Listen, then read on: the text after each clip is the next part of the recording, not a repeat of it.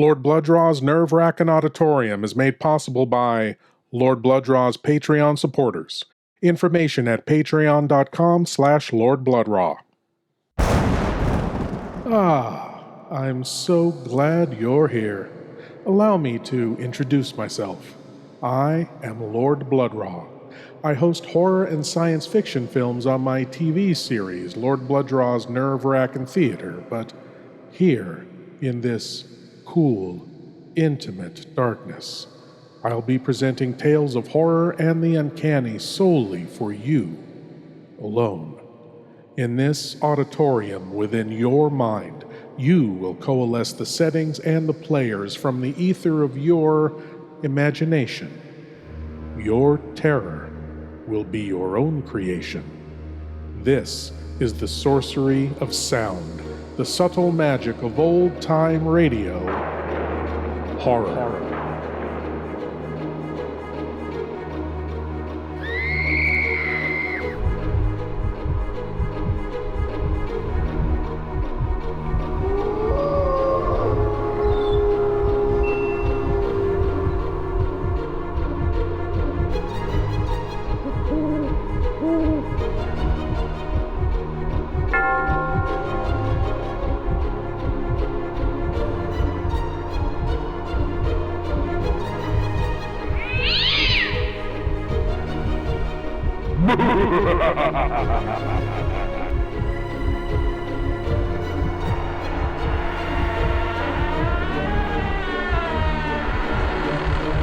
Please leave your eyes at the door.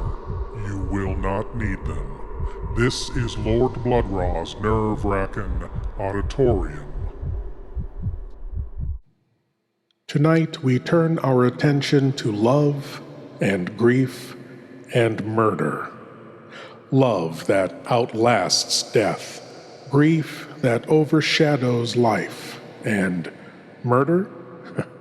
Always a complex subject, which tonight's tale will, no doubt, further complicate. You see, our hero in tonight's story is a murderer. Please don't pass judgment quite yet, not until you've listened to our tale, The Evening and the Morning, from Quiet Please. Quiet, please. Quiet, please.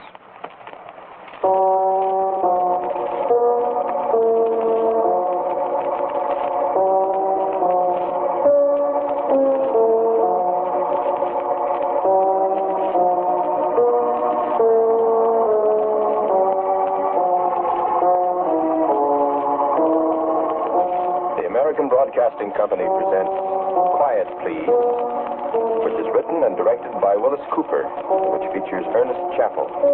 Quiet Please for today is called The Evening and the Morning.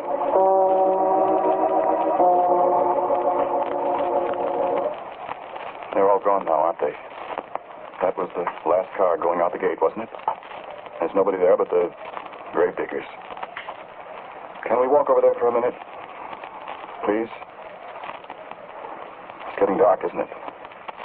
Is that what's bothering you? There isn't anything here that'll hurt you. My grandfather always taught me not to be afraid of cemeteries. They're sad places, he always said. They're sad and they're lonesome. But there's nothing there to harm you. I'll only be a minute, really. I'm not going to break down or anything like that. There's something I have to do. No, I won't run away. You're not worried about that, are you? Well, after all, you've got a gun. You could shoot me if I tried to run away. I couldn't very well attack you suddenly, could I? Not with these handcuffs. Of course not. So let's walk over there for just a minute.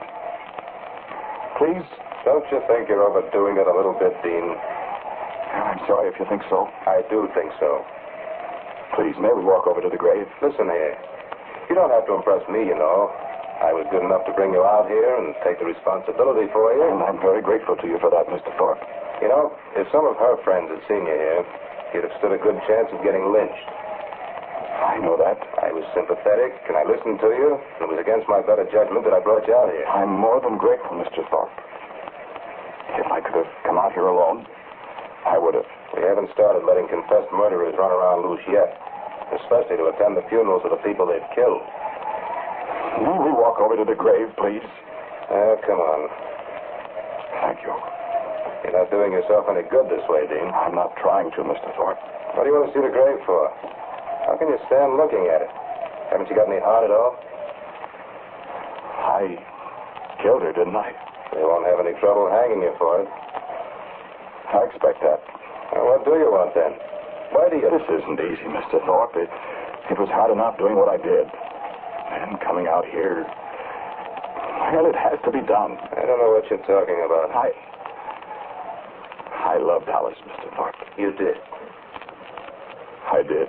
And you murdered her. Here, where are you going? A flower, that's all. I want a flower from her grave. Put that back. No. No, I won't put it back, Mr. Thorpe. I tell you... No, please, don't ask me to put it back. This is a very precious thing, this flower. What are you talking about? Why, this is why I murdered Alice, Mr. Thorpe.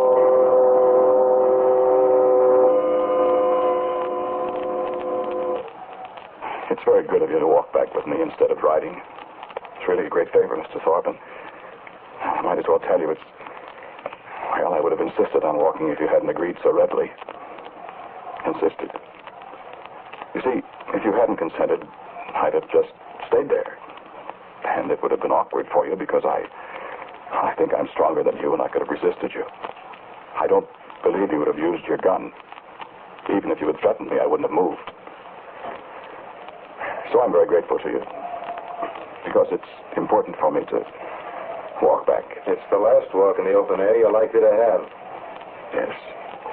I suppose it is. You're a strange character, Dean. Well, you're rather unusual yourself, sir. Walking peacefully down a dark road with a murderer all alone. You may not have noticed, but I've got my hand in my coat pocket. So you have. And in my coat pocket is a gun. Of course. So let's not get any ideas because I've been stupid enough to humor you a little. I have no intention of trying to escape. Thank you.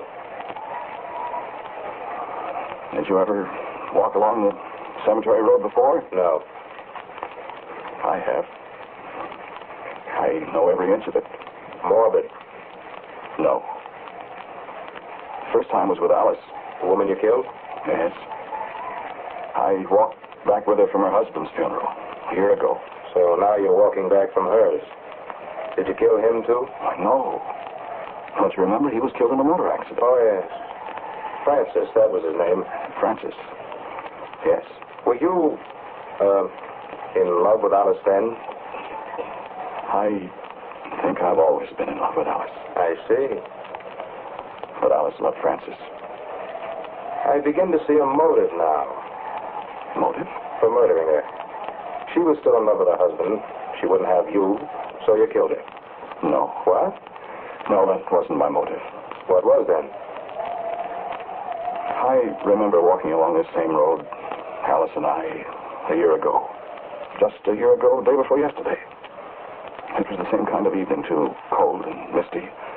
Threatening snow like it is now. We stayed there at the cemetery after everybody else had gone, Alice and I. And now we were coming back home.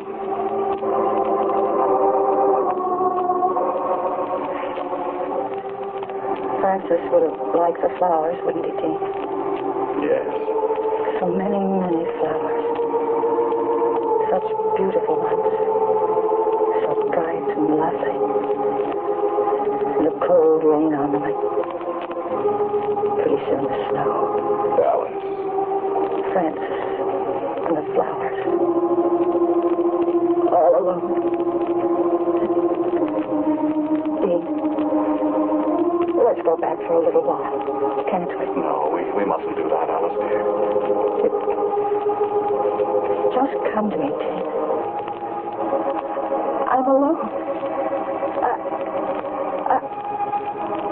All this time I thought I couldn't help thinking that it's some ghastly joke. That Francis isn't really dead. It's a dream, maybe. Oh, Dean, he is dead.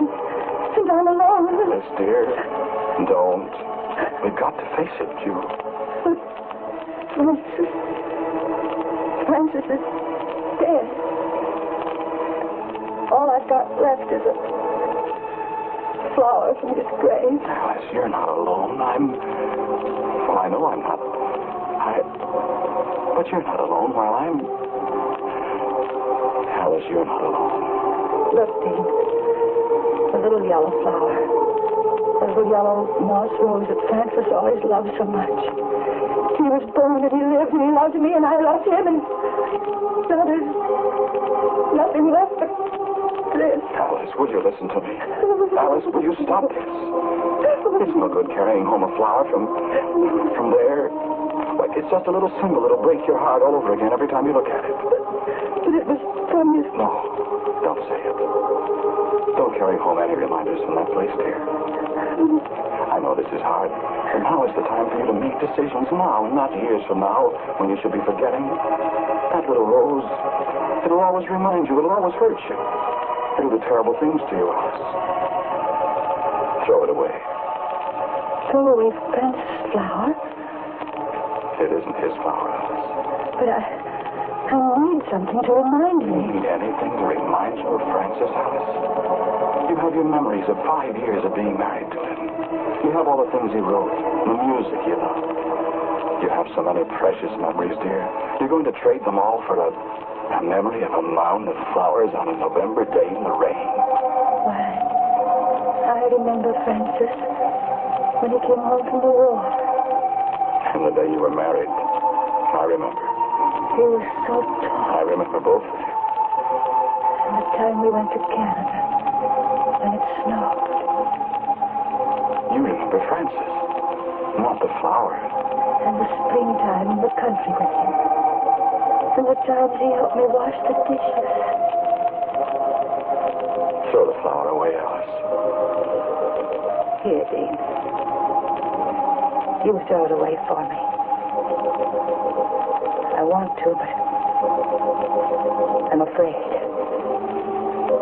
Throw it away, Dean. And let me keep Francis in my heart.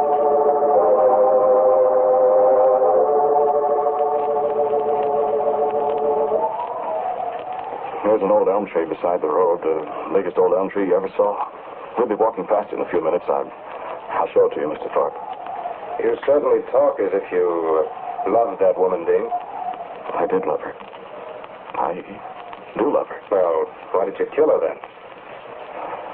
Because I loved her. And because she loved Francis. I said that was it. No. You're right in what you said, but you're forming the wrong conclusions, Mr. Thorpe. How? You think that I murdered her in a fit of anger because she refused to marry me. Of course. Well, that isn't true. I don't understand you. I'll explain it all to you. It doesn't need much explaining to me. I'll explain it. Well, what happened? Did your idea about throwing away the flower work? Yes, of course. But you're carrying away a flower from her grave. Yes. Why?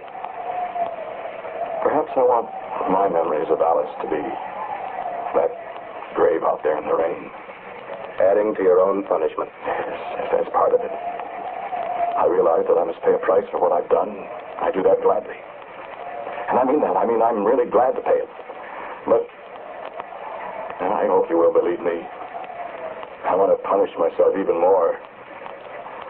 But I haven't finished. I've got one more thing to do.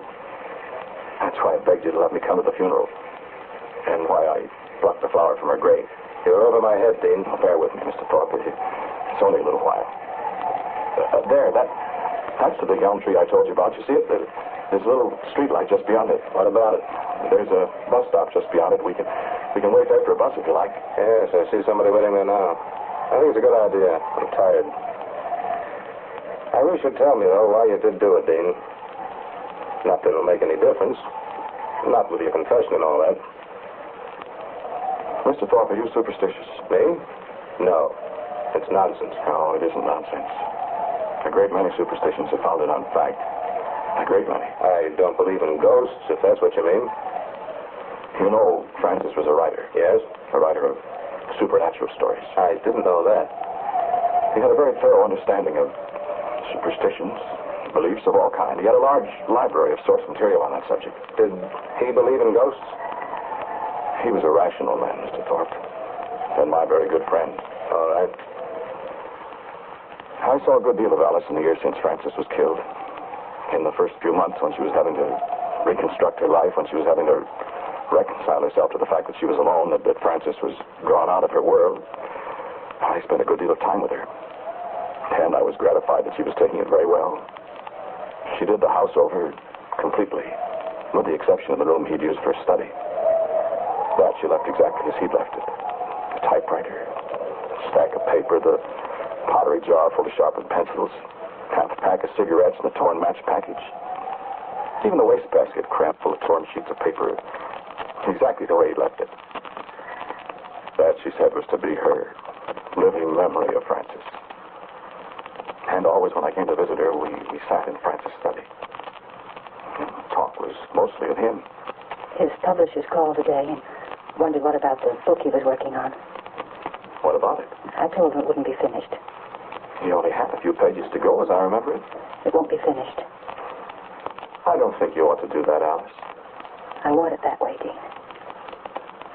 Do you still feel... I'm very glad you made me throw away that flower.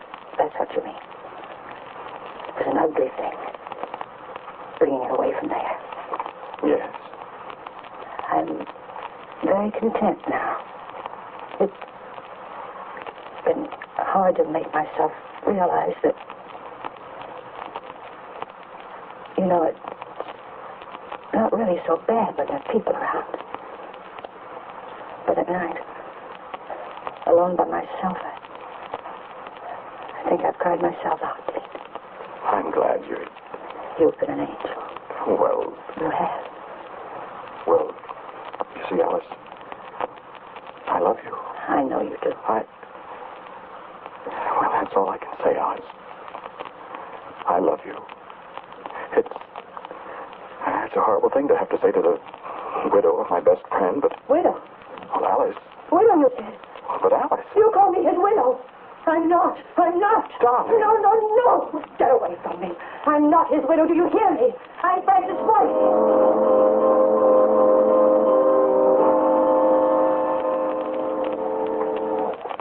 Where's that fellow that was waiting for the bus? Did he go away? Did you see him? Yes, I saw him. So she did get mad at you, huh? Well, don't you think you were rushing things a little, Dean? Don't you think you should have waited a little longer before you put in a word for yourself with his widow? His wife. No, Mr. Thorpe, I always knew that Alice would never marry me. I knew too much of the deep love and affection that existed between those two. And I knew that I would never have a chance with her. But in all honesty, I couldn't help confessing to her. She said she knew how you felt. Yes, she did. Well, I don't see where this story is getting us, Dean. Besides, here's your tree, and I'm going to sit down and wait for a bus. Wonder where that other fellow went.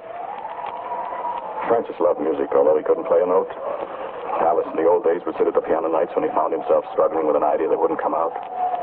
Francis always said that if he could listen to Alice playing long enough, the tougher situation would unravel itself. And I think that was a fact. Many a night I've sat in the living room listening to her at the piano, while Francis listened from his study.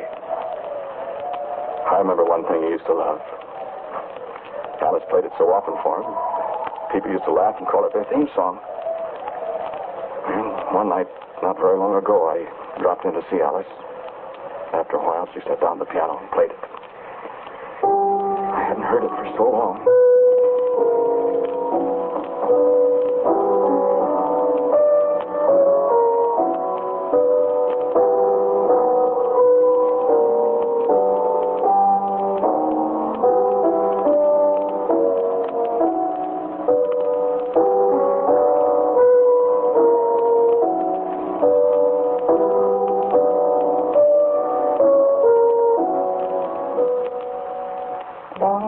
Since I played that, isn't it, Dean? It still sounds wonderful to me. I felt so lonesome tonight. It's an unpleasant night. Like it was a year ago. Out there in You weren't going to think of that. I can't help it, Dean. Play something else. No.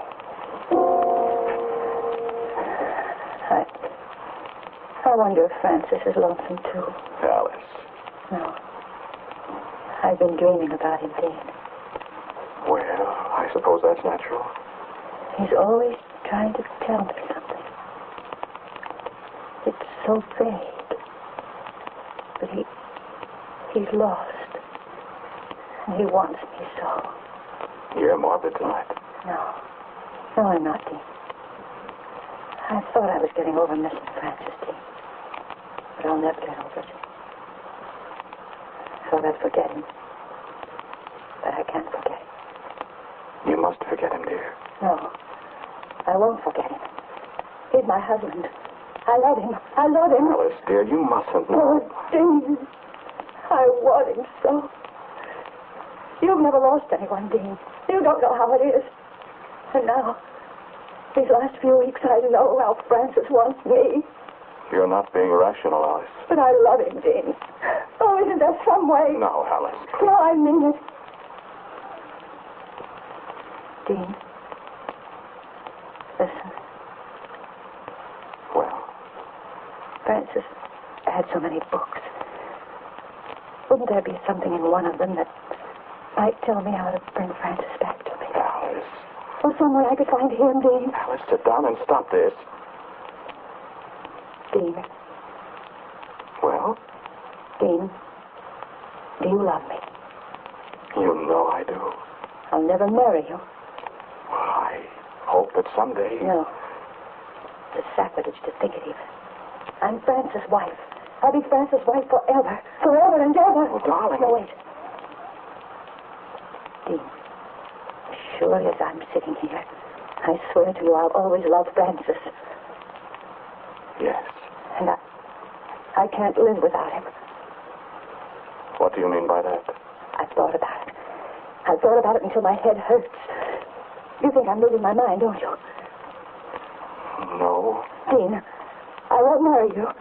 Yes, you said that. But do you want to earn my everlasting gratitude? And Francis' gratitude, too. I don't understand you. Yes, you do. Yes, you do. I won't do it. Dean, listen. If I kill myself, that'll be a sin, won't it? Yes. And I won't go to heaven and be with Francis, No. will I? And will you do it? Alice, you've lost your mind. No. You said you loved me. And prove it. Give me back to Francis.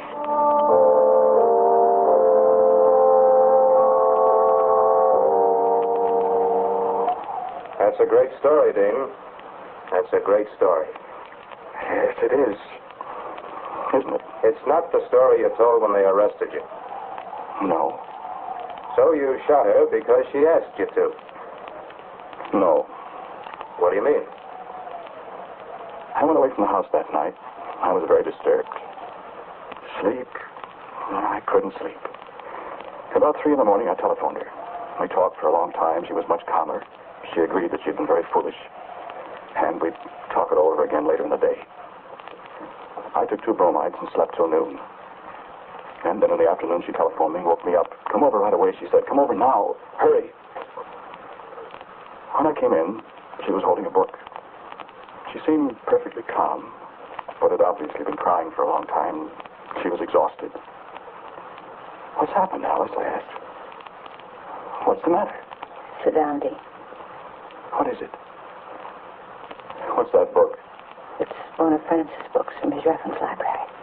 Oh. Dean, when you left last night, I got to thinking some more about what I'd said first. That maybe there was something in one of Francis' books that would tell me how to bring us together again. Alice, I thought... Still, I went in there, and I looked at a lot of books. Some of them I couldn't understand. But I found one. I found this one. What is it? Dean, you murdered Francis. I what? You murdered his soul. Alice, what are you talking about? Do you remember the flower from his grave? Why, yes. Yes, of course. Look at the book. Dictionary of Superstitions and Mythology. Angers, Paris, 1927. Well, what about it? Page 101, I've marked it. Read it. Flowers. If a flower be plucked from a grave that after and afterwards thrown away, the place where the flower falls will be haunted. Alice, what is this? It's true, Dean. It's superstition, for heaven's sake. It's true. Oh, now, come now. It's true. How do you know? Because I went out to the cemetery road. And I went to the elm tree where you threw the flower away almost a year ago. You went... When did you go out there? This morning. While it was still dark. This morning? And it's true. I know. Francis is there. Chained to that spot forever and ever. Oh, Dave, what are we going to do? We did it, you and I. What are we going to do?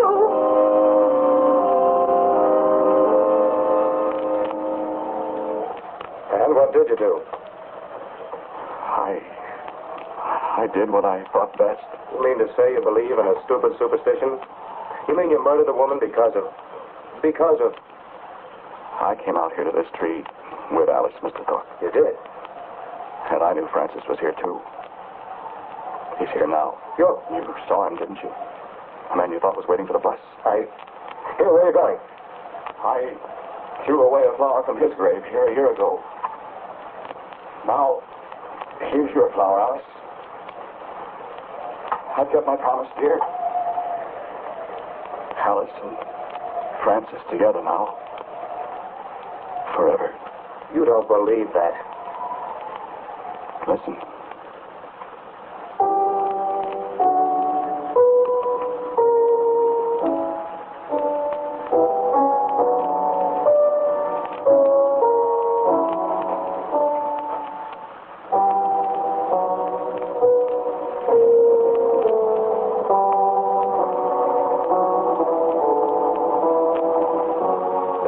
Today's Quiet Please story is The Evening and the Morning. It was written and directed by Willis Cooper.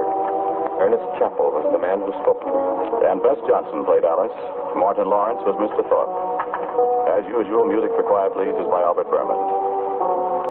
And so, until next week at the same time, I am quietly yours, Ernest Chappell.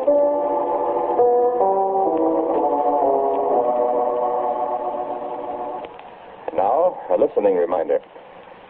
A great number of our citizens are unaware of the insidious rackets that are constantly challenging our law enforcement agencies. You can hear about them on David Harding Counterspy. Tune in Counterspy this afternoon on your ABC station. This is ABC, the American Broadcasting Company. Love and grief and murder. Love that outlasts death. Grief that overshadows life. And murder. A merciful act of kindness and a sacrifice made from a deep, abiding love. Dean will pay for his act of kindness with his life, and we can only hope that the flowers on his grave lay undisturbed. Thank you for joining me in the Nerve-Wrackin Auditorium, and I hope you'll come again. But now it's time for you to rejoin the, real world. I am Lord Blood-Rah, and I'll be waiting here for you in the shadows of your mind until the next time you seek the darkness. Good night.